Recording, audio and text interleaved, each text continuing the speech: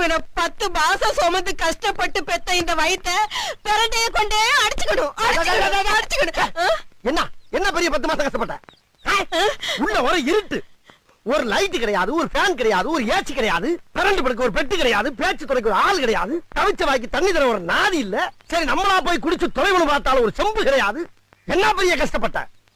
கண்ணை கட்டி காட்டுக்குள்ள விட்ட மாதிரி வடக்கும் தெரியாம கிழக்கும் தெரியாம சிறைச்சாலையில கிடந்திருக்கேன் நான். அது எப்படி கிடந்தேன்? அப்படியே 10 மாசமா குரங்கு மாதிரியே இப்படியே குத்த வச்சே உட்கார்ந்து இருந்தேன். எங்க 2 நிமிஷம் நீ குத்த வை பாப்போம். குத்த வை.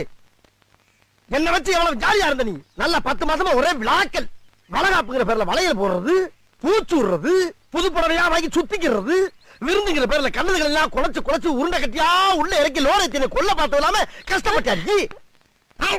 சரி அவ்வளவு தின்னு இல்ல பிள்ளை கலரா பறக்க 100 கிராம் குங்குமம் வாங்கி முடிங்க வெள்ளையா பிறந்திருப்பல. யார் கஷ்டப்படுறது, யார் பேர் வாக்குறது?